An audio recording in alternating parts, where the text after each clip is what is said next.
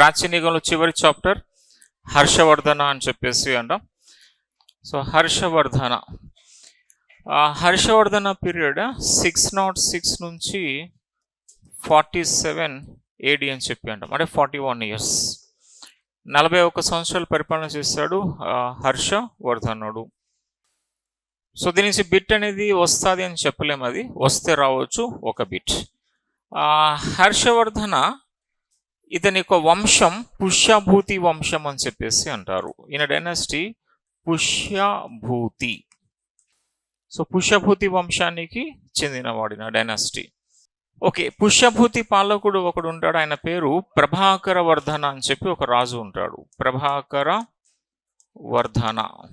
So ఏ విధంగా 606లో హర్షవర్ధనుడు పాలకుడు అయ్యాడు అని చెప్పి తెలుసుకోవడం స్టోరీ. కొంచెం బ్యాక్గ్రౌండ్కి వెళ్తే పుష్యభూతి వంశంలో ఒక రాజు, ఆయన పేరు ప్రభాకర వర్ధనుడు. ఓకే, ఇది మనకి ఈజీగా అర్థమవడం కోసం ఒక ఇండియా మ్యాప్ వేయాలి. హర్షవర్ధనుడు ఎలాగ సింహాసనం అధిష్ఠించాడని తెలుసుకోవడానికి ఒక ఇండియా మ్యాప్ వేయండి. ఓకే, గుప్తులు పతనం తర్వాత మన భారతదేశంలో కొన్ని రాజ్యాలు పుట్టుకొస్తాయి. లైక్ ఇక్కడ మనకి థానేశ్వర్ అని చెప్పేసి అంటాం, ఇక్కడ థానేశ్వర్ అని చెప్పి. నెక్స్ట్ ఇక్కడ మనకి కనౌజ్ అని చెప్పేసి ఉంటుంది, కనౌజ్ అని చెప్పి.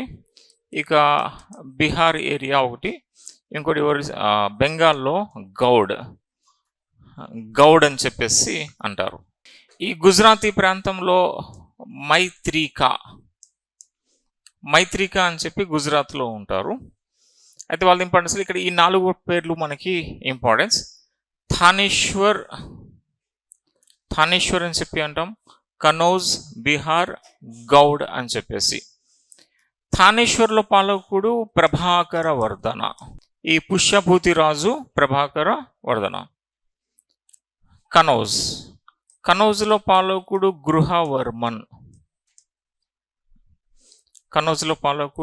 గృహవర్మన్.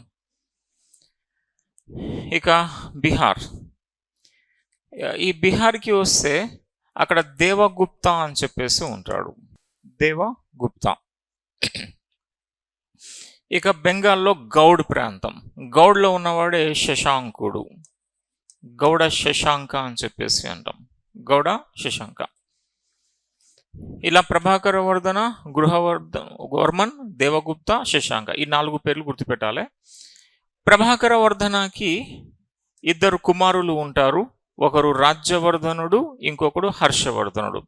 అంటే ఈ ప్రభాకర వర్ధనకి 2 కుమారులు, ఒక కుమార్తె ఉంటారు, 2 సన్స్, ఒక డాటర్. ప్రభాకర వర్ధన్ యొక్క 2 కుమారులు అంటే ఒకడు రాజ్యవర్ధన, ఇంకొకడు హర్షవర్ధన అని చెప్పి అంటాం. ఇక కుమార్తె డాటర్, ఆమె పేరు రాజశ్రీ అని చెప్పేసి అంటాం. సో ప్రభాకర వర్ధనుడి యొక్క కుమార్తెలు రాజ్యవర్ధనుడు, కుమారులు రాజ్యవర్ధనుడు, హర్షవర్ధనుడు, కుమార్తె కాస్త రాజశ్రీ. అయితే కనౌజ్లో పాలకుడు ఎవరున్నారు? గృహవర్మన్. ఇప్పుడు ఈ గృహవర్మన్కి రాజశ్రీకి ఇచ్చి పెళ్లి చేస్తారు. అంటే రాజశ్రీ యొక్క భర్త గృహవర్మన్ అని చెప్పేసి అంటాం. సో రాజశ్రీ యొక్క భర్త గృహవర్మన్ అని చెప్పేసి అంటారు. ఆ తర్వాత ఈ ప్రభాకర వర్ధనుడు చనిపోయినాడు. ప్రభాకర వర్ధనుడు చనిపోతే పెద్ద కుమారుడైనటువంటి రాజ్యవర్ధనుడు థానేశ్వర్కి పాలకుడు అవుతాడు. అంటే థానేశ్వర్లో ప్రభాకర వర్ధన తర్వాత పాలకుడైంది రాజ్యవర్ధన. గృహవర్మన్లో భార్య ఎవరున్నారు? గృహవర్మన్కి రాజశ్రీ ఉంది. రాజశ్రీ మన గృహవర్మన్ యొక్క భార్య.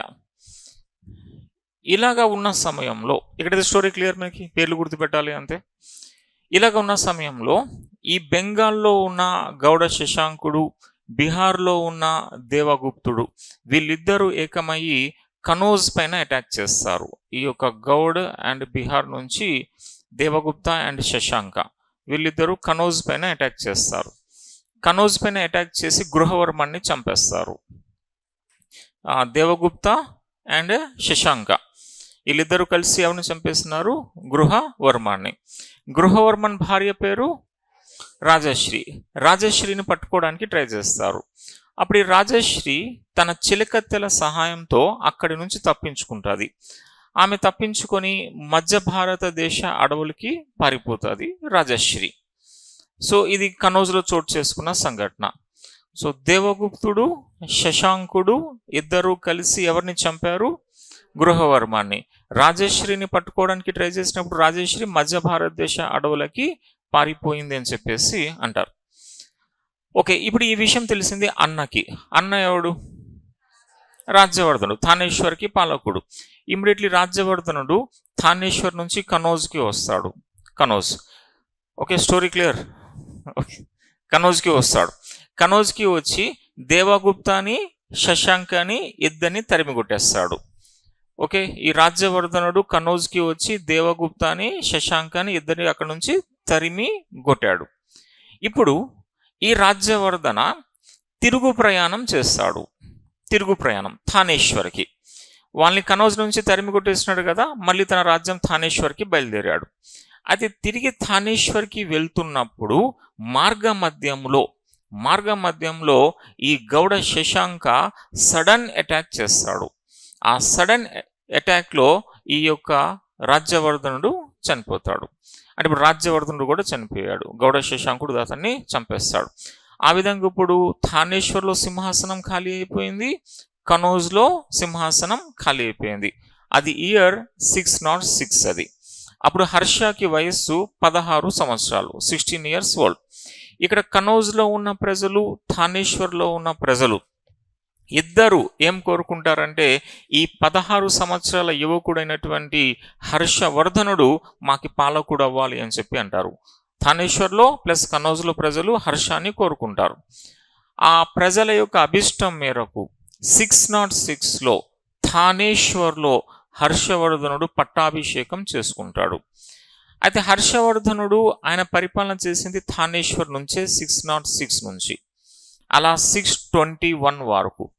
621లో అతను రాజధాని కనౌజ్కి మార్చినాడు. అది ఇప్పుడు గౌడ శశాంకుడు చనిపోయిన తర్వాత. ఈ గౌడ శశాంకుడు ఎటువంటి వాడు అంటే సడన్ అటాక్స్ చేస్తాడు ఆయన. కాబట్టి హర్షవర్ధనుడు గౌడ శశాంక బ్రతికి ఉన్నంత వరకు కూడా థానేశ్వర్ నుంచే పాలించాడు. గౌడ శశాంకుడు మరణానంతరం 621 ADలో రాజధాని కనౌజ్కి మార్చినాడు అని చెప్పి అన్నాం. ఇక కనౌజ్ నుంచి పరిపాలన చేశాడు హర్ష 621 నుంచి. ఈ గౌడ శశాంకుడే బీహార్లో బోధ్గయ ఉంది, ఆ బోధ్గయాల బోధి వృక్షాన్ని నరికేస్తాడు. ఈయన శివభక్తుడు. భారతదేశంలో ఈ యొక్క వైదిక మతం నశిస్తున్నది అంటే దానికి కారణం బౌద్ధమే. కాబట్టి బౌద్ధ అవశేషాలు ఉండకూడదు అని చెప్పి గౌతమ బుద్ధుడికి జ్ఞానోదయమైన రావి చెట్టుని వేళ్లతో సహా తీసేస్తున్నాడు ఆయన. అలా మొత్తం నరికేసింది ఈ గౌడ శశాంకే. సో ఈ విధంగా 606లో హర్షవర్ధనుడు పాలకుడు అయినాడు. సో ఒక్కసారి స్టోరీ రిపిటేషన్, సింపుల్ స్టోరీ ఏమీ లే. థానేశ్వర్లో పాలకుడు ఎవరు? ప్రభాకర్ వర్ధనుడు. ఆయన చనిపోయిన తర్వాత ఎవరు వచ్చారు? రాజ్యవర్ధన్. ఇక్కడ వరకు క్లియర్. కనౌజ్ పాలకుడు గృహవర్మన్. కనౌజ్లో పాలకుడు గృహవర్మన్ భార్య రాజశ్రీ అన్న రాజ్యవర్ధనుడు, ఇంకొక బ్రదర్ హర్షవర్ధనుడు. బీహార్లో పాలకుడు దేవగుప్తుడు, గౌడ్లో శశాంక. ఇప్పుడు గౌడ శశాంక దేవగుప్త ఇద్దరు కలిసి చేసింది ఏంటి? కనౌజ్ పైన దాడి. కనౌజ్లో ఎవరిని చంపారు? గృహవర్మన్. అతని భార్య రాజశ్రీని పట్టుకోవడానికి ట్రై చేసినప్పుడు రాజశ్రీ మధ్య భారతదేశ అడవులకి పారిపోయింది. ఆ విషయం తెలిసింది థానేశ్వర్లో ఉన్న రాజ్యవర్ధనకి. ఆయన బయలుదేరాడు, కనౌజ్కి వచ్చాడు, ఇద్దరిని తరిమి కొట్టాడు. తిరిగి వెళ్ళిపోతున్నప్పుడు attack Shashanka. So Shashanka attack చేశాడు, రాజ్యవర్ధన్ని చంపేస్తాడు. ఆ సమయంలో హర్ష వయస్సు ఎంత? 16 సంవత్సరాలు. ఇయర్ 606. ఈ రెండు ప్రాంతాల ప్రజలు కూడా ఎవరిని కోరుకున్నారు? హర్షాని. దాంతో హర్ష 606లో పట్టాభిషేకం. ఎక్కడ? థానేశ్వర్ క్యాపిటల్. ఎప్పటి వరకు? 606 వరకు నుంచి క్యాపిటల్. ఎప్పటి వరకు? 621లో క్యాపిటల్ ఎక్కడికి మార్చినాడు? కనౌజ్కి మార్చేస్తాడు. ఎవరి మరణానంతరం?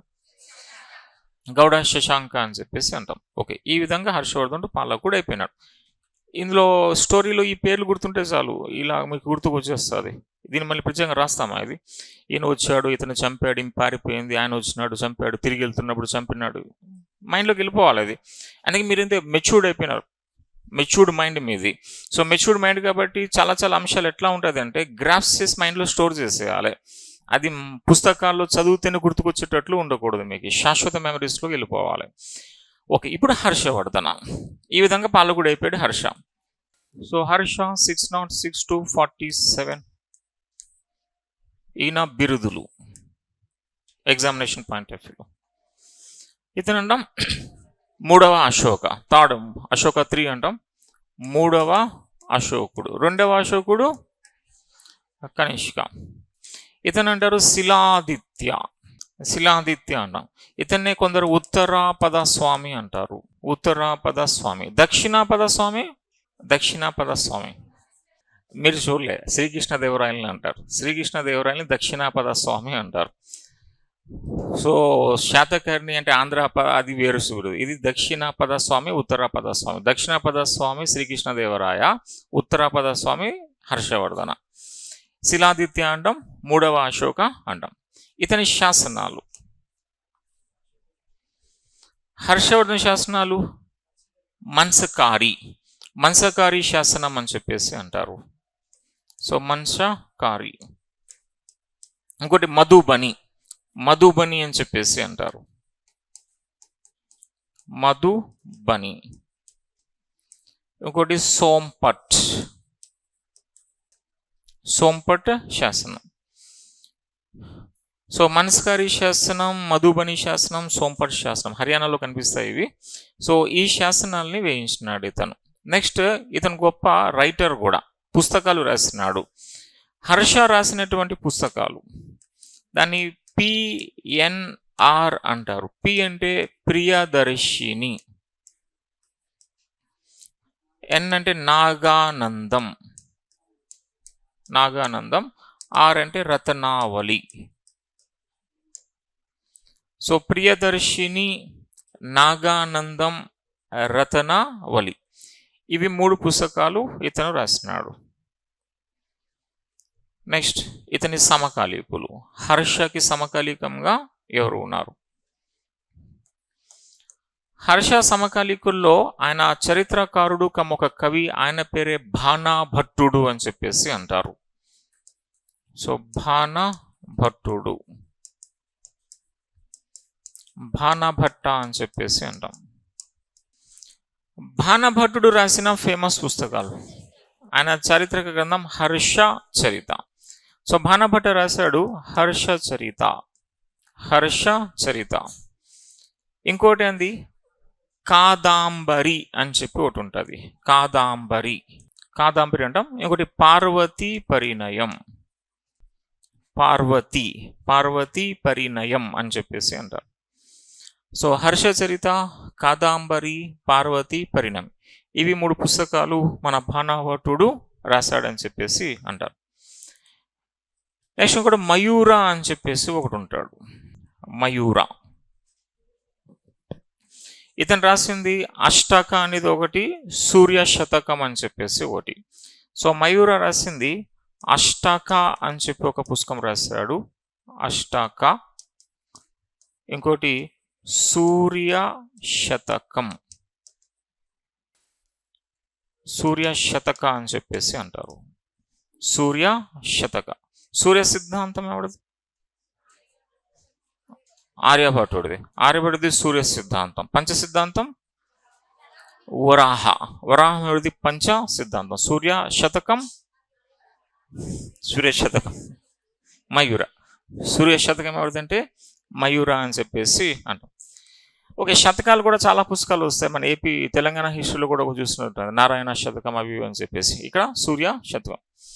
ఓకే, ఇంకా ఎవరు ఉన్నారు అంటే భర్తృహరి అని చెప్పేసి ఒకడు ఉంటాడు సమకాలీకంగా, భర్తృహరి, భర్తృహరి అని చెప్పేసి అంటారు. సో భర్తృహరి రాసింది శుంగ శతకము అని చెప్పేసి అంటారు, శుంగ శతకం, శుంగ శతక అని చెప్పేసి అంటారు, శుంగ శతక. తర్వాత వైరాగ్య శతక, వైరాగ్య శతక అని చెప్పి అన్నాం.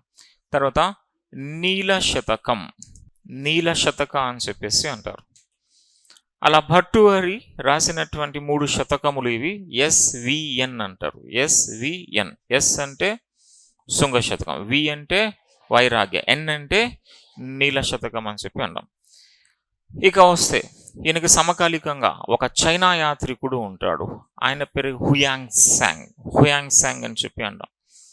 నెక్స్ట్ సమకాలికంలో మనకి హుయాంగ్ సాంగ్ అని చెప్పేసి అంటాం. సో హుయాంగ్ సాంగ్ అని చెప్పి అన్నాం. హుయాంగ్ సాంగ్ ఎవరి కాలంలో వచ్చినాడంటే హర్షవర్ధన్. ఇది కూడా బిట్ మనకి ఫాహియాన్ వచ్చింది చంద్రగుప్త II. చంద్రగుప్త II కాలంలో వచ్చింది ఫాహియాన్, రాసింది ఫోకోకో. హుయాంగ్ సాంగ్ వచ్చింది హర్ష కాలంలో, రాసింది సియుకి రాసినాడు. హుయాంగ్ సాంగ్ ఇతను రాసింది సియుకి అని చెప్పేసి అంటారు. సియుకి అంటే నా అనుభవాలు అని చెప్పి మీనింగ్ వస్తుంది. మై ఎక్స్పీరియన్సెస్, నా అనుభవాలు అంటారు. సియుకి అంటే నా అనుభవాలు, మై ఎక్స్పీరియన్స్. దీన్ని అంటారు records of the western world అని పిలుస్తారు. దాని మీనింగ్ అయితే నా అనుభవాలు. దీన్ని ఇంకేమేమి పిలుస్తారు అంటే records of the western world అని చెప్పేసి అంటారు. ఈ పుస్తకానికి ఇంకొక పేరు records of the western world అని చెప్పేసి అంటారు. Western world. ఓకే, హుయాంగ్ సాంగ్ ఇతను ఒక యూనివర్సిటీ గురించి బాగా హైలైట్ చేస్తున్నాడు. ఆ యూనివర్సిటీయే నలంద యూనివర్సిటీ. నలంద యూనివర్సిటీ నిర్మాత కుమారగుప్త నిర్మాణం చేశాడు. అయితే ఇప్పుడు దాన్ని ఒక యూనివర్సిటీగా డెవలప్ చేసింది హర్షవర్ధనే. దాన్ని తెలియజేసింది ఈ హుయాంగ్ సాంగ్. ఇప్పుడు హుయాంగ్ సాంగ్ ఇతను నలంద విశ్వవిద్యాలయం గురించి తెలిపాడు. నలంద విశ్వవిద్యాలయం గురించి తెలిపాడు. ఈ నలంద విశ్వవిద్యాలయం కోసమట 100 villages దానం చేసినాడట. ఎవరు దానం చేసినాడు? హర్షవర్ధన. దాని మెయింటెనెన్స్ కోసం.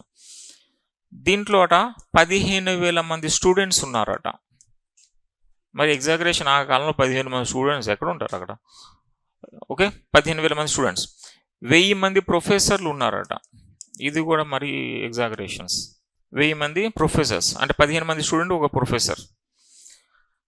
నెక్స్ట్ వస్తే ఇక్కడ వైస్ ఛాన్సలర్గా నలంద యూనివర్సిటీ వైస్ ఛాన్సలర్ ఎవడైనా శీలభద్రుడు అని చెప్పేసి అంటారు.